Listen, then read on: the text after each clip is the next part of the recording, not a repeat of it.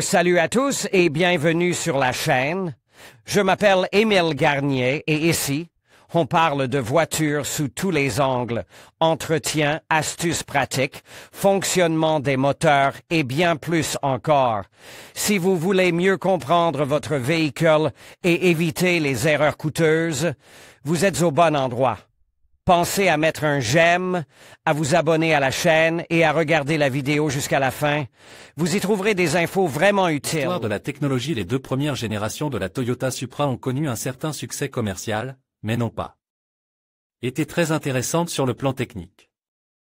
La première génération, qui a commencé à être produite en 1978, était une version de la Toyota Celica à ion, mais avec une face avant modifiée, au lieu d'un 4 en ligne, il a fallu mettre un 6 en ligne, pour lequel le compartiment du capot de la Celica a dû être redessiné.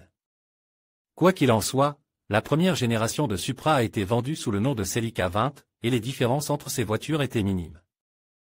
La deuxième génération, apparue en 1982, ne se distingue pas non plus par son indépendance sur le plan technologique. Il s'agissait à nouveau d'une Celica, mais avec un 6 sous le capot, un design différent et un empattement plus important. Au Japon, cette voiture était encore vendue sous le nom de Celica 20, en carrosserie fastback Soare, mais sur d'autres marches. Elle portait un nouveau nom, Celica Supra. La troisième génération est une autre histoire. La Supra devient alors plus proche de la Soare de l'époque, exclusivement à propulsion, alors que la Celica peut être à la fois à propulsion et à transmission intégrale. Les moteurs de la Supra pour 1986 étaient tout simplement haut de gamme. Sous le capot de ces voitures se trouvaient des moteurs atmosphériques 7M GE d'une puissance de 200 chevaux et des moteurs turbocompresse 7M GTE 230 chevaux. Les boîtes de vitesse étaient manuelles à 5 rapports et automatiques à 4 rapports. Cependant, l'apogée de la Supra a eu lieu avec la sortie de la quatrième génération en 1993.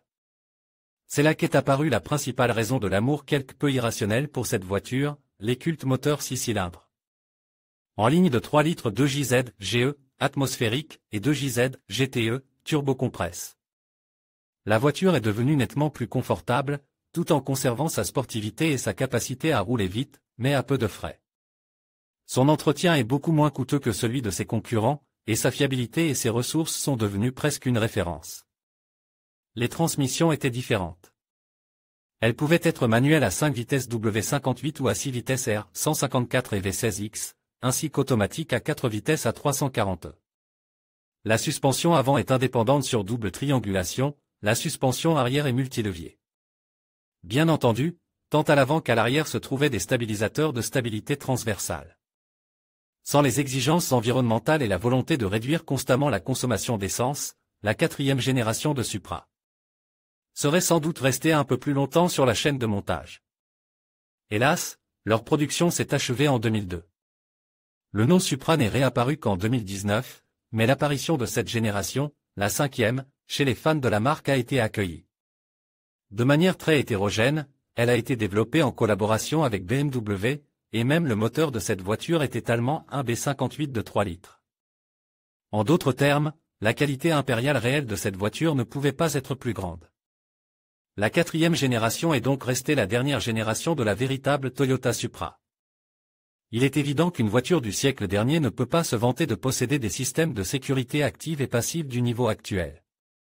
Il serait donc possible de ne pas parler de la sécurité plutôt faible, selon les concepts actuels, de la Supra, si ce n'était pour un detail, sur une voiture à propulsion arrière avec des moteurs assez puissants, conçus pour une conduite active, et parfois avec une boîte de vitesse manuelle, il est nécessaire de savoir non seulement conduire, mais aussi gérer la voiture.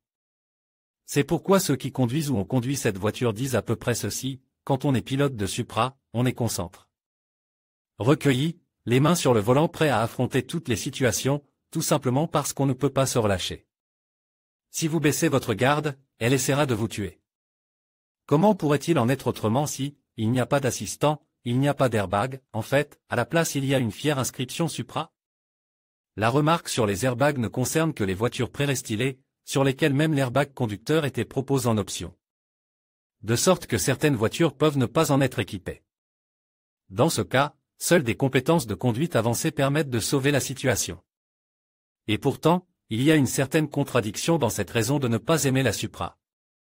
Elle semble dangereuse, mais, d'un autre côté, il y a aussi cette opinion, je dirais que la voiture essaie de vous tuer, mais c'est ce qui vous attire vers elle.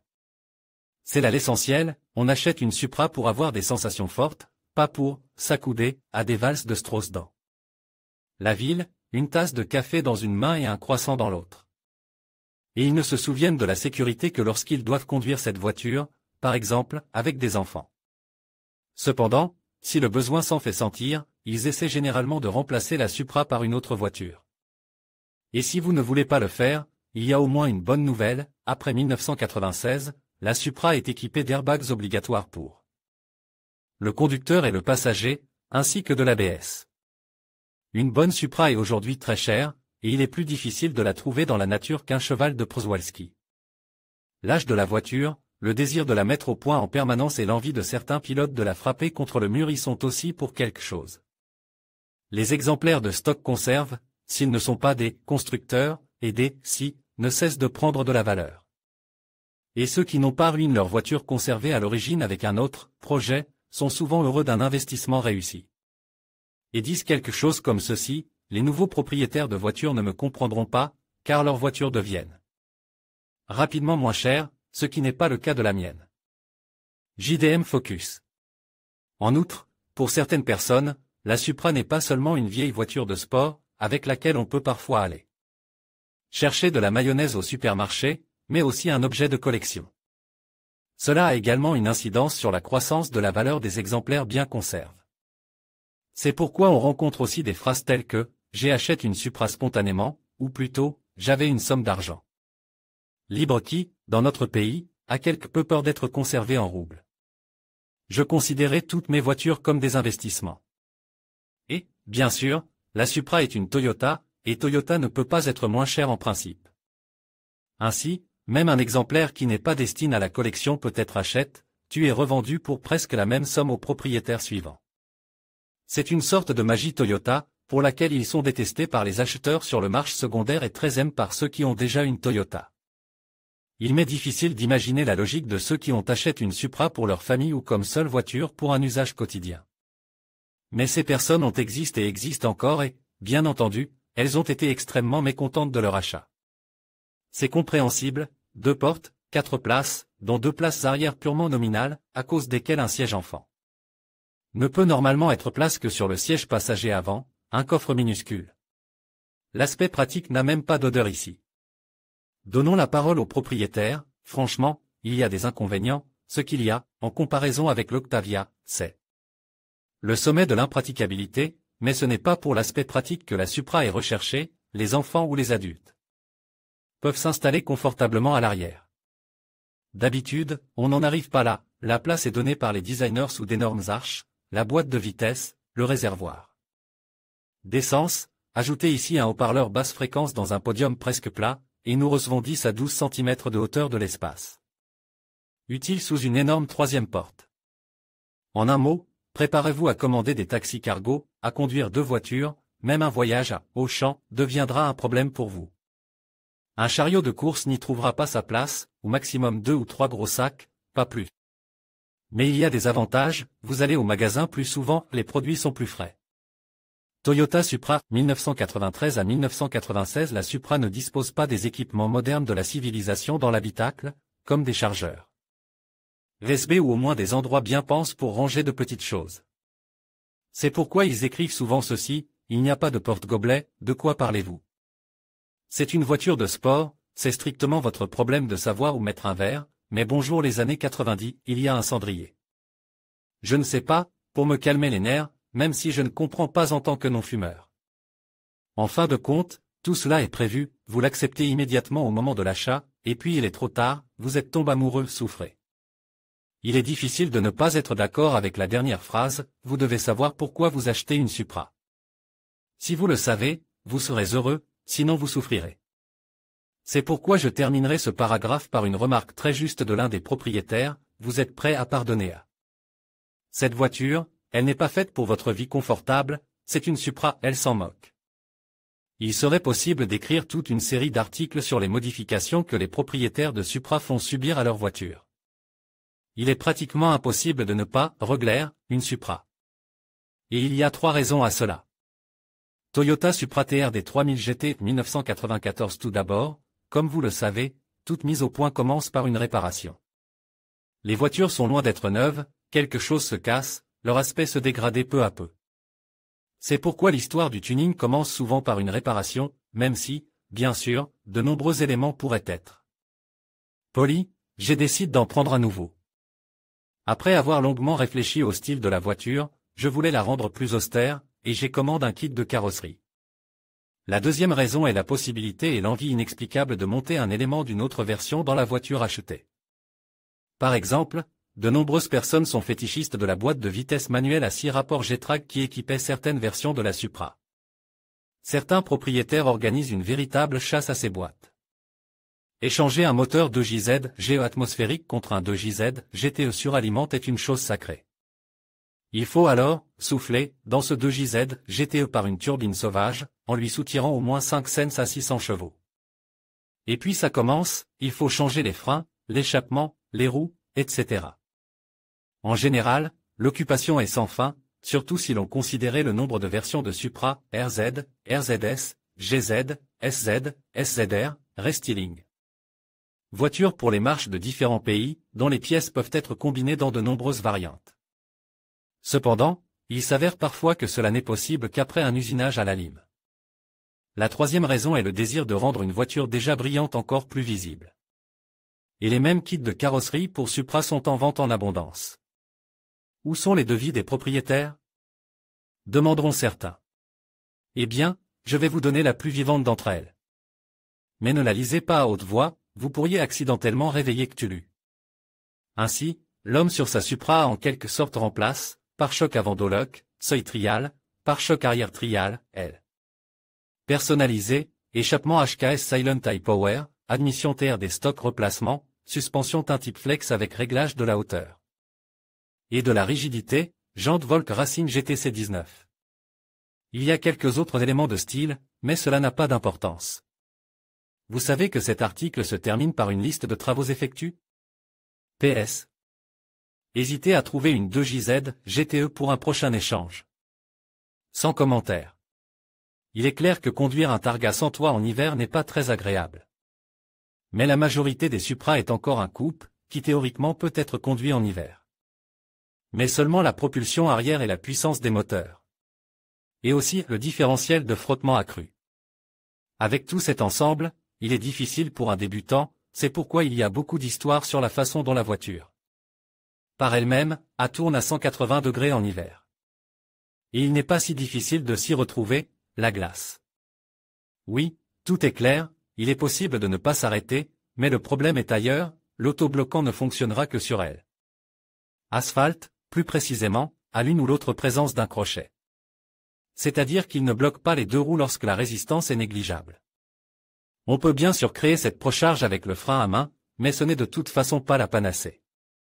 Nous en venons maintenant au deuxième problème, la garde au sol. Dans la 4e génération, elle n'est que de 130 mm, et il peut y avoir un cagnard. Souvent, il s'agit d'un custom, et il est encore plus difficile de conduire avec. C'est pourquoi les gens avertissent parfois, dans le blizzard, la capacité de franchissement n'est pas élevée, peut-être que la voiture n'est pas haute. On construit constamment dans la tête la trajectoire optimale pour contourner les fosses, les bosses, les nids de poules, les obstacles. On s'y habitue, mais on se surprend à penser que l'on garde en tête des informations sur le type et la qualité de la chaussée. De toute façon, pour la chasse et la pêche, vous feriez mieux de conduire une autre Toyota. Ai-je besoin de dire quelque chose? C'est Toyota, tout est évident. Il était impossible de ne pas s'enthousiasmer pour sa fiabilité, très fiable et reconnaissable, je n'échange que les disques de frein, l'huile, partout, le phare avant gauche, parce qu'il y avait une fissure, le pare-brise, il y avait une fissure, la pompe à essence et le démarreur, j'ai même dû rouler plus de 1500 km, la voiture a tenu le coup, alors que je pensais qu'il allait se passer quelque chose. Je tiens à souligner qu'il existe parfois des avis négatifs sur la fiabilité de la Supra. Cependant, ils proviennent généralement de la bouche de personnes qui soit conduisent avec l'accélérateur à fond tout le temps. Comment peut-on conduire une Supra autrement? Soit on achète une Supra après avoir conduit plusieurs fois de la sorte. Pire encore, des tuners.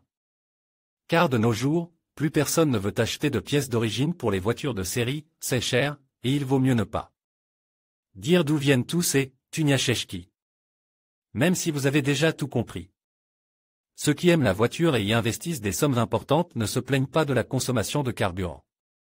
En revanche, ceux qui essaient d'acheter une Supra avec leur dernier sou et ne dépensent pas un centime pour elle sont souvent mécontents de l'appétit de cette voiture, pourtant, elle aime manger.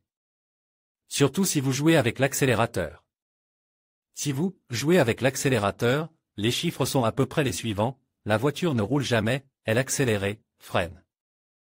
Et accélérer encore, on avance sur le flux. Cela représente environ 15 à 25 litres à Moscou. La consommation moyenne est estimée à environ 20 litres au 100 km. Même s'il est vrai que la consommation dépend fortement de la force et de l'intensité de la pression exercée sur la pédale d'accélérateur. C'est vrai. Mais le fait que la consommation des voitures à transmission manuelle soit sensiblement inférieure à celle des voitures à transmission automatique, fiable mais dépassée, n'est pas tout à fait vrai. Cela est probablement dû au fait que le stick est choisi par ceux qui aiment rouler périodiquement sur le côte et qui ne savent pas comment appuyer lentement sur la pédale d'accélérateur. Dans ce cas, le type de transmission n'est pas si important, un moteur de 3 litres ne peut pas s'empêcher de consommer des litres d'essence. Il y a beaucoup de raisons de l'aimer, le design, la dynamique, la maniabilité et bien d'autres encore. Mais c'est trop monotone, alors formulons tous ces charmes brièvement. La Supra sait provoquer des émotions positives. Et ces émotions jaillissent des propriétaires des voitures, elles donnent beaucoup d'émotions, le son est incroyable, l'accélération coupe le souffle, les gens ne peuvent pas passer sans regarder ou prendre des photos, la Supra avec ses 3 litres et son assemblage sera pour moi le sommet de tout ce qui peut l'être. Avec cet effet de surprise, son extérieur légendaire et son intérieur en fer tout aussi légendaire. Il existe de nombreuses citations de ce type, je ne vais pas vous en mettre plein la vue. Il est plus intéressant de prêter attention à cette phrase, une voiture, qui donne beaucoup d'émotions et laisse un porte-monnaie vide. Tout est clair avec les émotions, mais quel est le rapport avec le porte-monnaie? Et un propriétaire de Supra a besoin d'un portefeuille bien garni, ou du moins bien garni. Plus ces voitures vieillissent, plus il est difficile de se procurer des pièces détachées, les pièces de rechange sont un véritable casse-tête. Mais ce n'est même pas un inconvénient de la voiture, c'est la réalité de notre vie et de ces années. Bien sûr, il est possible de trouver des analogues, par exemple, beaucoup de pièces proviennent de la même Soare ou d'autres Toyota. Et les moteurs de JZ se trouvaient sous le capot de nombreuses voitures et étaient extrêmement populaires, mais il faut savoir quoi et où chercher. Si vous ne savez pas comment faire, vous devrez payer. Ou plutôt, surpayer.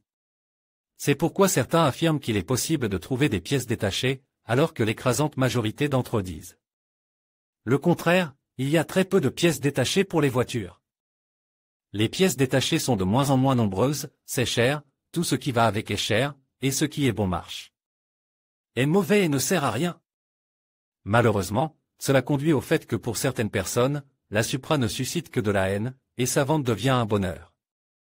Cependant, si vous achetez une Matiz miteuse, vous pouvez aussi faire faillite avec elle. Avec la Supra, c'est au moins un bonheur.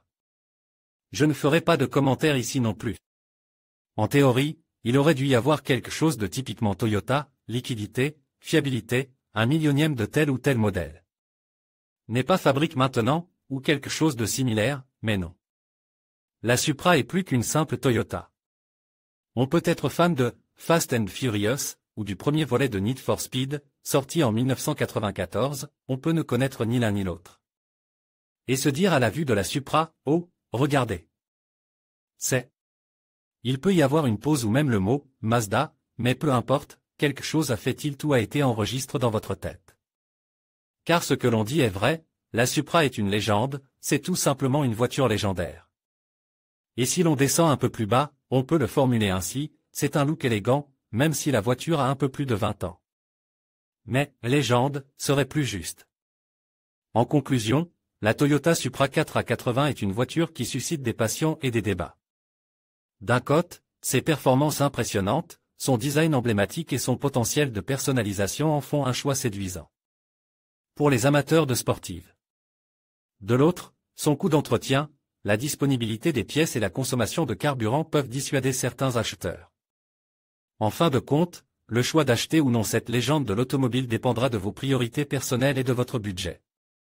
Prenez le temps de bien réfléchir à ces 5 raisons avant de faire votre décision.